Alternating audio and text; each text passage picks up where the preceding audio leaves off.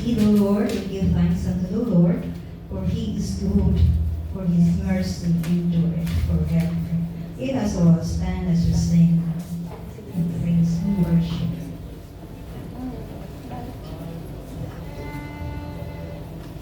Let's sing the song, Love Lifted Me. And by God's grace and by His love, He suffered on us para sa ating lahat. Nawalo, na-restore yung joy na salvation na binigay ni Lord sa atin. Let us sing the song prayerfully.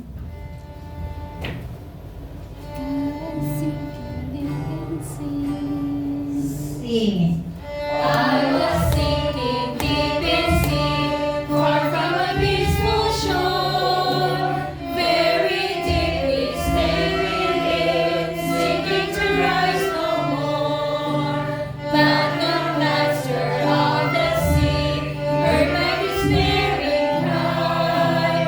From the waters lifted me, now say,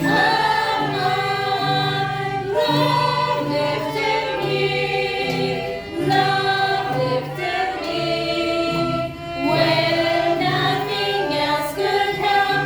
Love lifted me, love lifted me, love lifted me, when nothing else could help.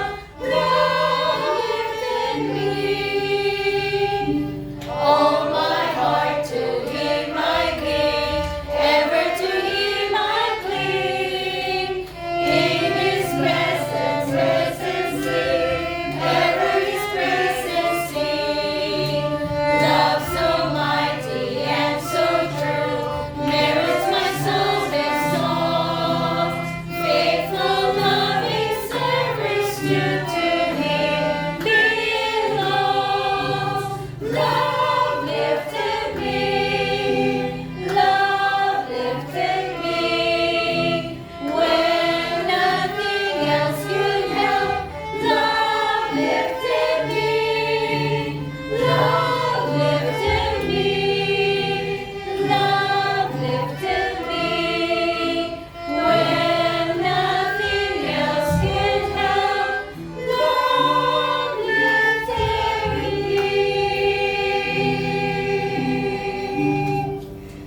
Genesis 27, verse 1 to 4.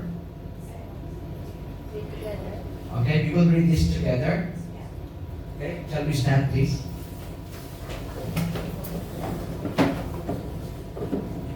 Ready? Genesis 27, 1 to 4. Ready? Go. And it came to pass that when Isaac was old, and his eyes were dim, so that he could not see, he called Esau his eldest son, and said unto him, My son. And he said unto him, Behold, here am I.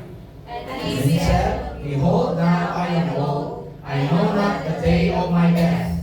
Now therefore take, I pray thee, thy weapons, thy quiver and thy bow, and go out to the field, and take me some venison, and make me savory meat, such as I love, and bring it to me, that I may eat it, and my soul may bless thee before I die. Let's jump to verse 28. This is the promise.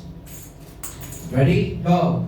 Therefore God give thee of the dew of heaven, and the fatness of the earth, and plenty of corn and wine. Let us pray. Lord, we thank you for the reading of thy word. May we have open heart to receive it. And Lord, give us an open mind to understand what your will that we need to learn from out of these passages that we have read just now. Thank you, Lord, for this opportunity that we can minister to the needs of your people through your word. I pray, dear God, that you will talk to each one and let us understand and process in our mind, Lord, the good purpose that you have in your heart for us.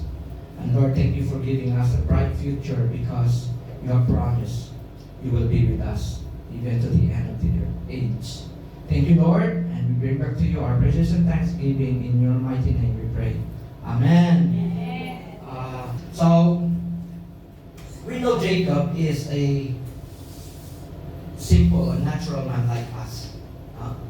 dito pinapakita na siya marami din siyang mga kapalpakan sa buhay. Although originally ang plano ng Panginoon, di ba, binigay kay Abraham, ang promise ng Panginoon that your children will be the number of your children will be the number of the sand on the shore and stars in the sky. So, natandaan natin at galing sa plano na yun ng Panginoon, ang promise ay dala-dala ng kanyang mga anak. Alright. So,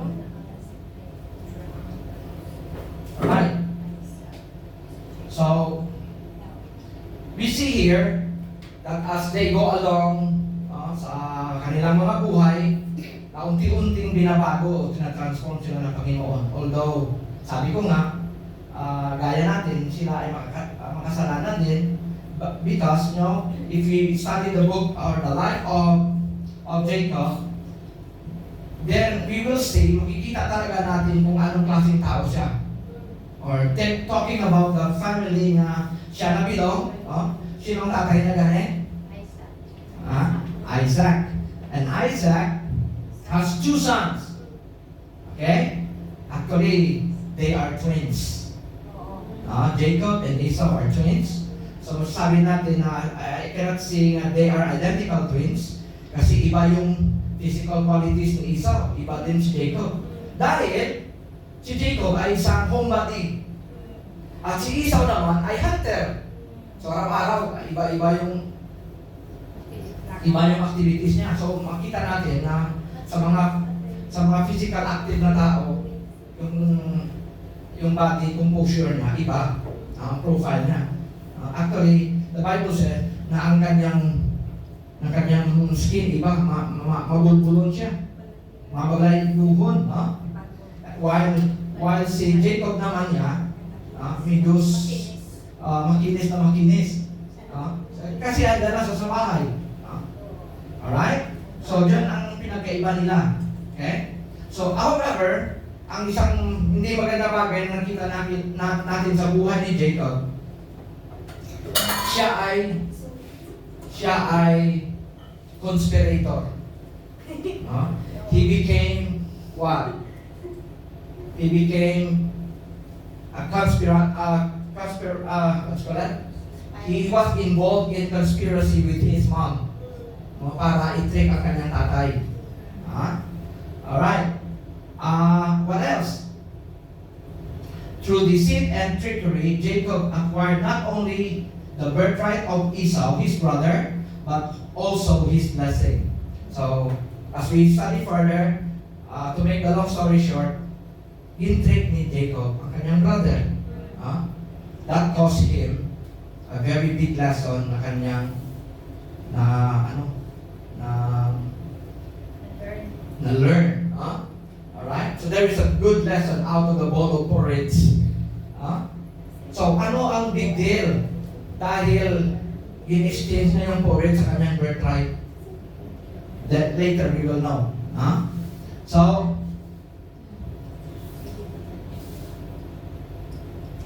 So what's there to learn from Jacob's life? Obviously, the answer is many. So I will just share with you at least 5. The 5 vital lessons we will learn from his life. So considering this family, consider natin yung itong pamilya na ito. Dahil, who is Esau? Who is Isaac? Isaac ay anak ni Abraham sa kanyang asawa na si Sarah. Na sa matagal na panahon, hinintay nila ang pagdating ng kanilang anak, pero nang dumating siya, matanda na yung mag-asawa. Dahil nga, kaya nga napangalanan na laughter si Isaac dahil sa kanya, matanda na siya, saka pa siya dumating. O saka pa inansin ng Panginoon ang kanilang panalangin. So, the number 1 lesson na nakita natin dito sa buhay nila are the examples of the parents. Okay? The examples of parents make a great impact on their children. Mga kapatid, kung ikaw ay single, siguro this will be a good preparation for you. Pero sa mga nanay na at mga tatay kagaya ko, we should always be reminded that we should give good examples for our children. Sa ating mga buhay. The story of Jacob shows us how children tend to repeat the errors of their parents. So, kung anong mga errors na gawa ng mga parents, most likely, gagawin din ng mga anak. Yun ang nakita ng mga social experimenter. Na most likely, ang mga anak, kahit sala o magandang mga lesson na nangyayari sa kanila, ay talagang ikukopya nila kung anong mga magagandang asal na ng mga magulang nila. So,